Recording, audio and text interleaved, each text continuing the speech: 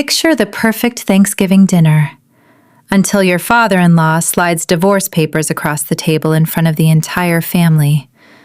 Your husband won't even look at you. Everyone's waiting. But what they didn't know is that I was holding a secret far deadlier than theirs, one that would destroy their precious legacy in a single heartbeat. The moment Mason Hargrove slid that manila folder across the dining table, the festive Thanksgiving atmosphere evaporated like mist. The room fell into a crushing silence, not the joyful hush of family sharing stories, but the kind that weighs on your soul, heavy as lead.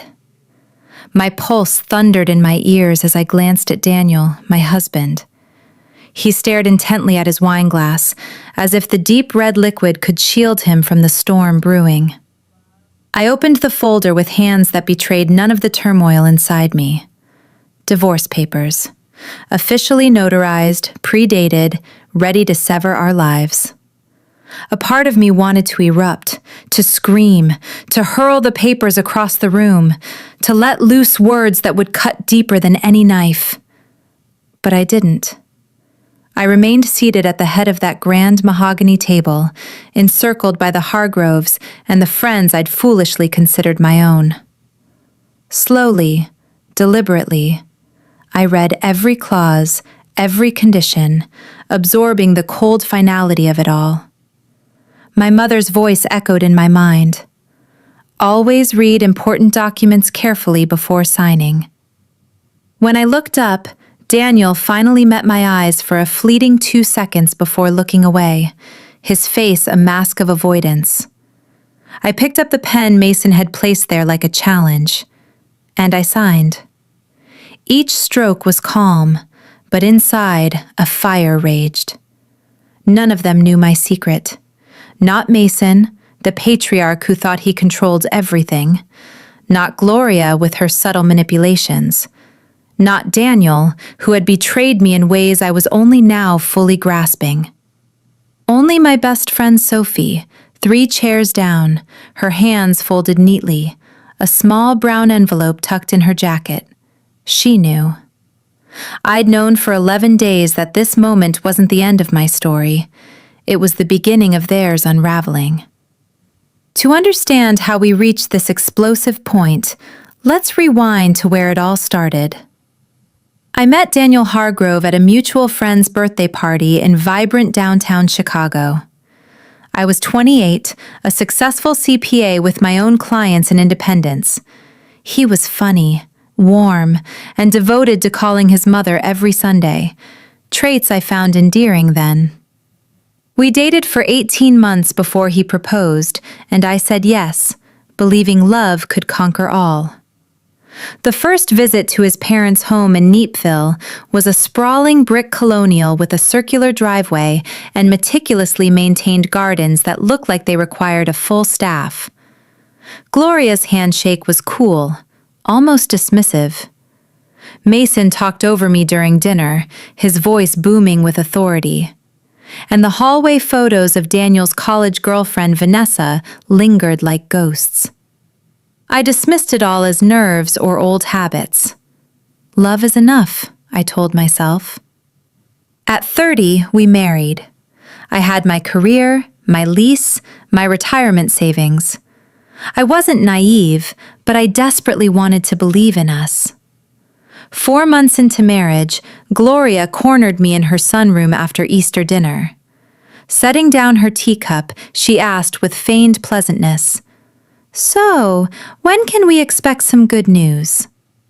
I replied that we were savoring our newlywed phase and would start a family when ready. She smiled and noted that Hargrove men like families young, mentioning Daniel's father had his first son at 26.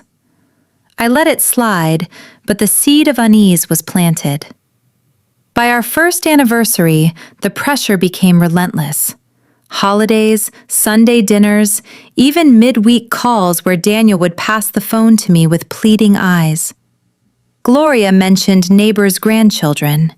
Mason droned on about legacy and continuing the family empire. Daniel sat mute beside me, later whispering in the car, "You know how they are. They don't mean it."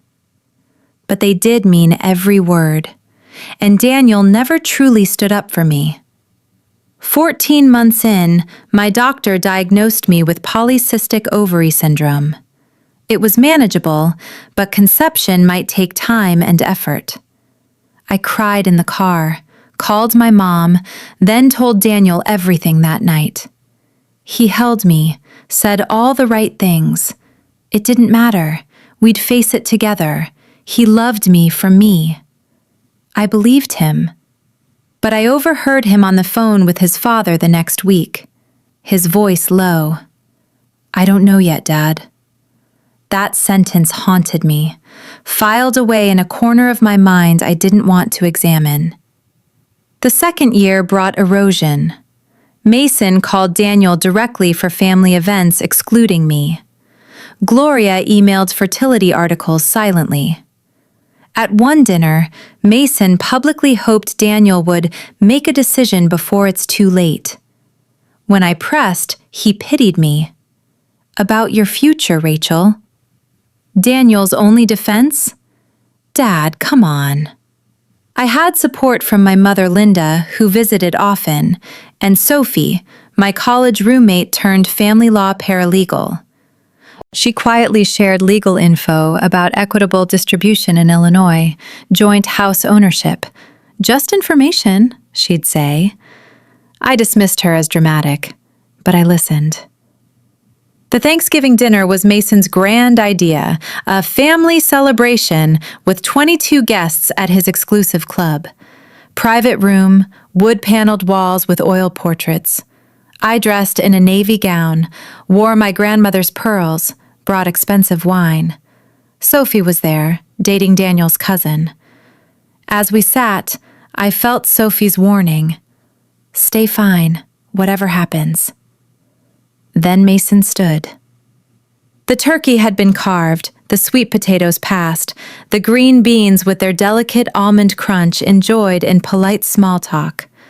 Laughter from the cousins about the bear's latest loss echoed off the wood-paneled walls.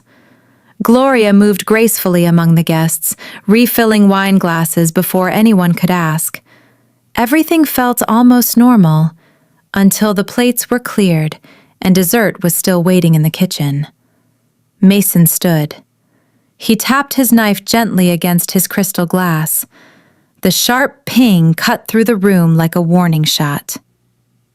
"I'd like to say a few words about family," he announced, his voice carrying the practiced weight of someone used to being heard. I remember thinking how oddly formal it sounded for Thanksgiving. He spoke of legacy, the Hargrove name built over generations through hard work, smart decisions, unyielding responsibility. His gaze swept the long table, lingering on each face.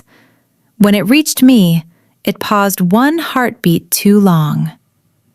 "Sometimes," he continued, "we must make difficult choices, not because we enjoy them, but because real love, for the people we've built something with, demands honesty, even when that honesty hurts." He bent slightly, retrieved a manila folder from beneath his chair, and slid it across the polished wood straight toward me.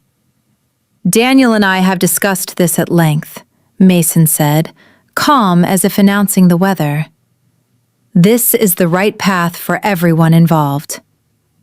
The silence that followed wasn't shocked. It was expectant. Most of the room already knew. I could feel it in the way forks rested untouched on plates, in the way breathing seemed to pause. I looked at Daniel again, still staring at his wine glass, still refusing to meet my eyes. My fingers closed around the folder. I opened it slowly. The papers inside were crisp, official, merciless. Divorce on grounds of irreconcilable differences. Division of assets already outlined. The house we'd bought together, jointly titled, mentioned with cold precision. Alimony proposed for 6 months. Generous, Mason would later call it. My hands stayed steady. My grandmother's pearls rested cool against my skin, grounding me. Somewhere far down the table, a chair creaked as someone shifted uncomfortably. I read every page, twice. When I finished, I laid the folder flat. Mason leaned forward slightly. "The terms are more than fair, Rachel." "I know what they say," I answered quietly. "I just read them." He nodded, satisfied, the look of a man who had never been truly challenged. Gloria cleared her throat. "There's one more thing." Her voice was soft, rehearsed. She rose and moved to the arched doorway, gesturing to someone beyond it.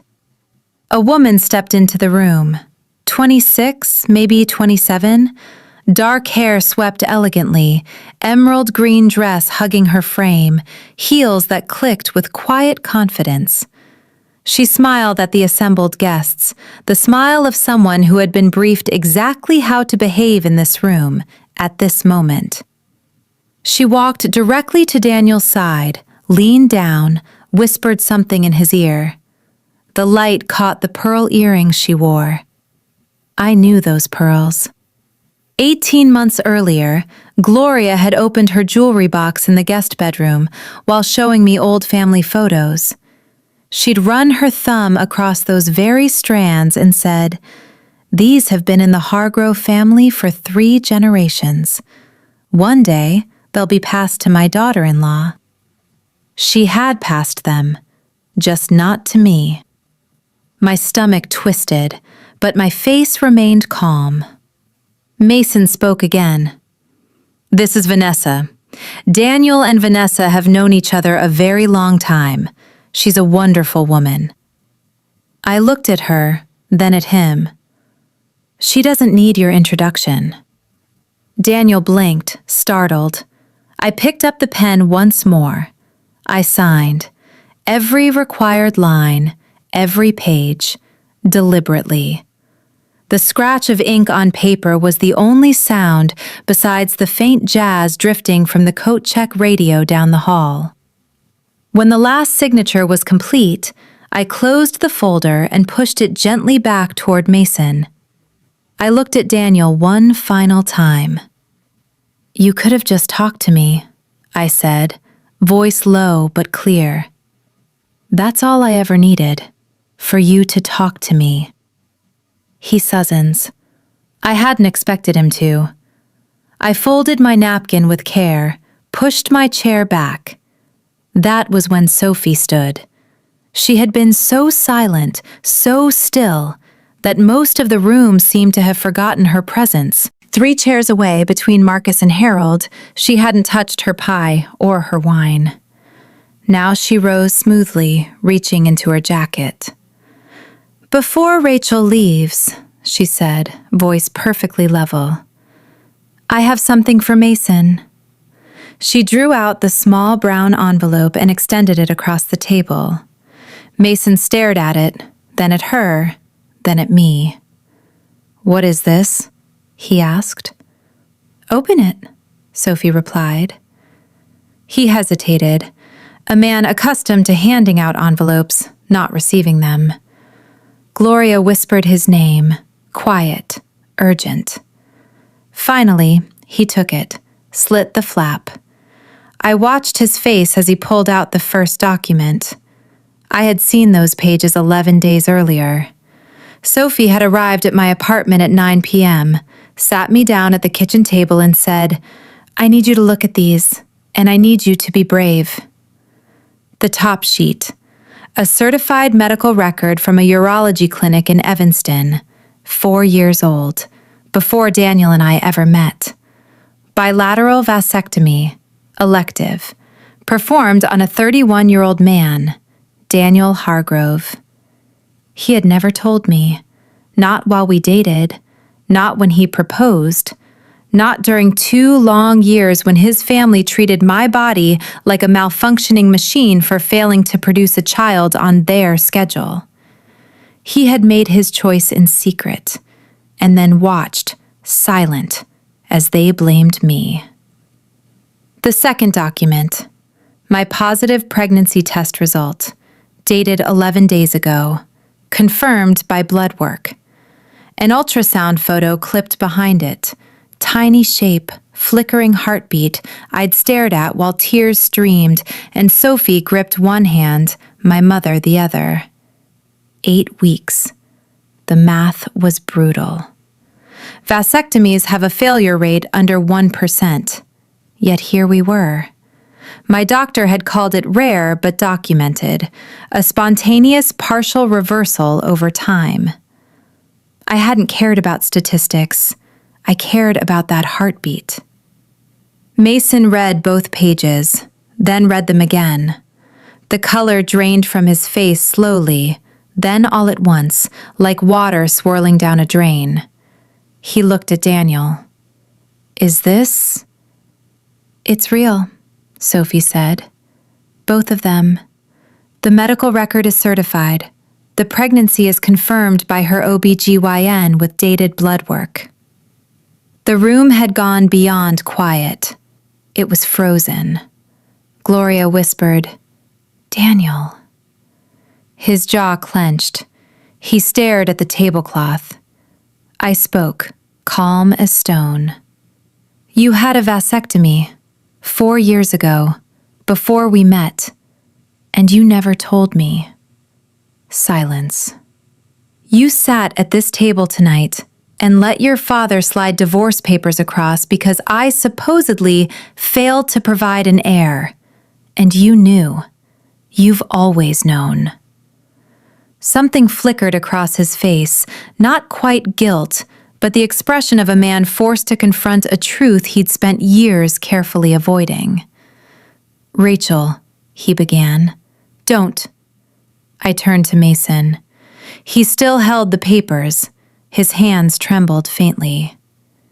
"You spent 2 years treating me like I was broken," I said, forwarding fertility articles to my inbox without a word, making comments about decisions and timelines and legacy, sitting me in your study after our first anniversary, telling me the Hargrove family had expectations and hoping I understood what was at stake.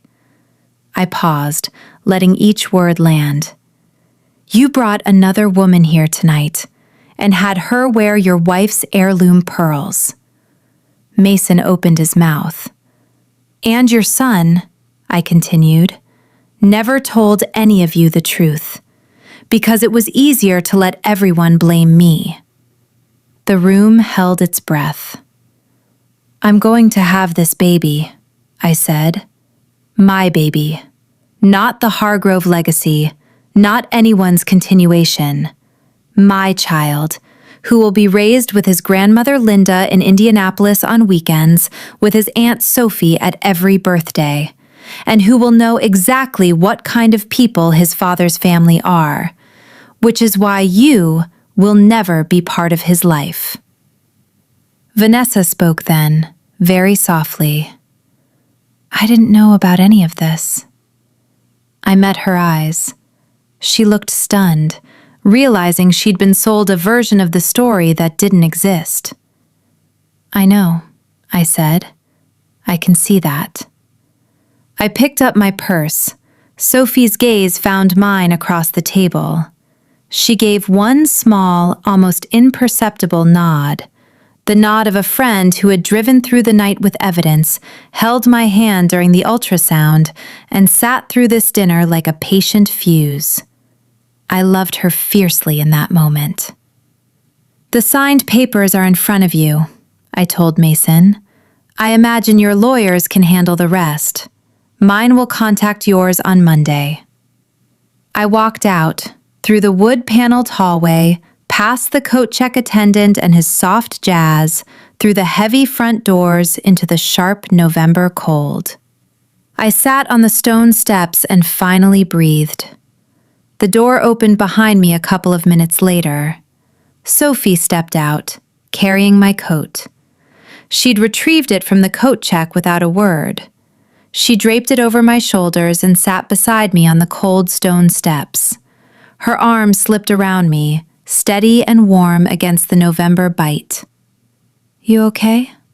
she asked, quietly.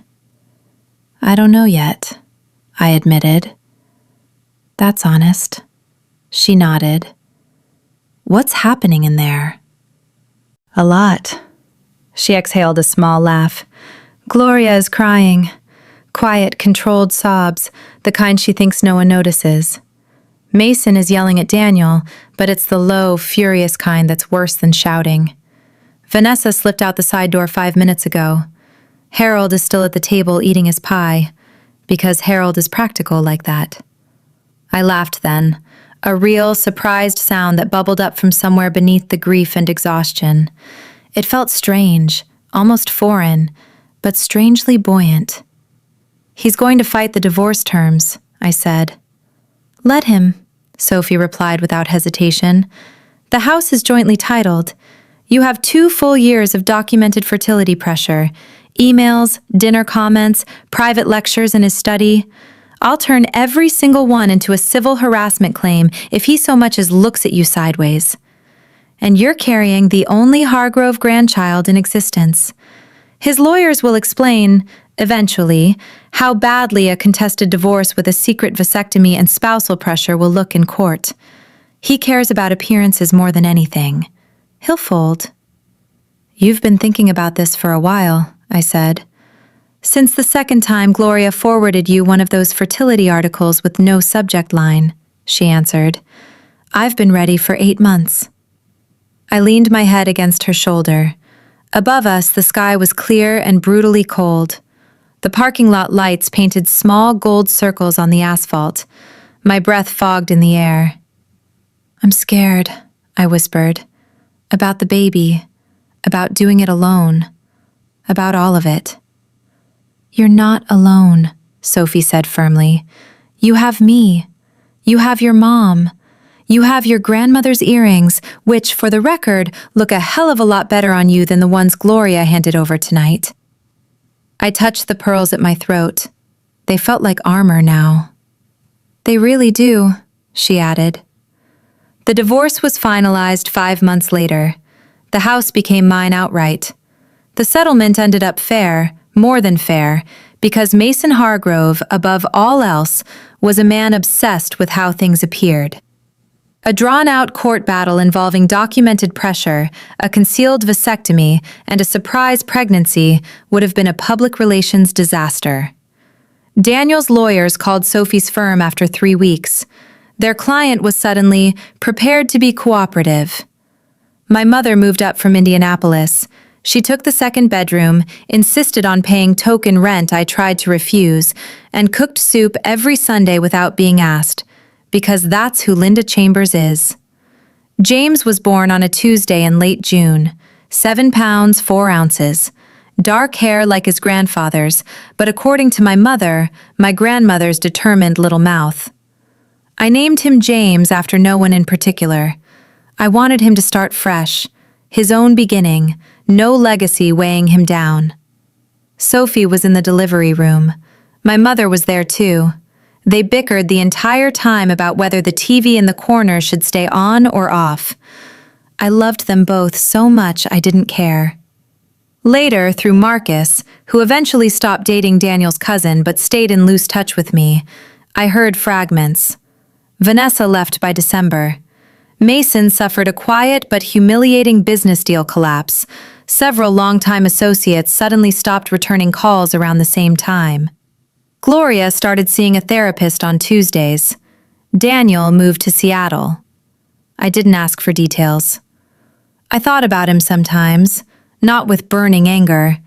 Anger takes up too much room, and James needed all of mine. When I did think of Daniel, it was with a kind of distant clarity. He was a man so molded by his father's voice that he never found his own. He made a private choice years before me, then lacked the courage to own it. In shielding himself from his father's disappointment, he let me become the target instead. And in the end, he lost. Not the divorce, but the chance to know his son. James didn't know any of this yet. At 7 months, he was obsessed with ceiling fans and his grandmother's reading glasses. He laughed at Sophie's silly faces and fell asleep in the car the moment we hit a highway ramp. He was entirely himself, unhurried, particular, utterly unimpressed by legacy. One Sunday afternoon in February, I sat on the living room floor stacking soft blocks he knocked over with glee, studying each collapse like a tiny philosopher. My mother came in from the kitchen, sat on the couch behind me, and said, "You know what you did at that dinner?" "What?" I asked, handing James a green block.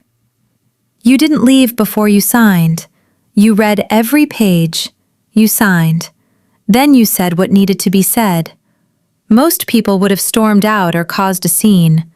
You did it properly." I thought about that. James put the block in his mouth. I gently took it out and gave him the green one instead. He accepted it, satisfied. "I was terrified," I told her. "I know," she said. "That's what made it proper." James looked up at me with those big, steady eyes, as if he agreed. Outside the window, Chicago in February was gray and indifferent. But inside, the apartment was warm. Something on the stove smelled like Sunday soup. Somewhere across town, Sophie was probably on the phone, giving calm, thorough advice to someone else in crisis. I looked at my son, at the life we were building, brick by careful brick. Not on someone else's foundation, but on ground I had chosen, fought for, and stood on even when it shook. It was enough. It was more than enough.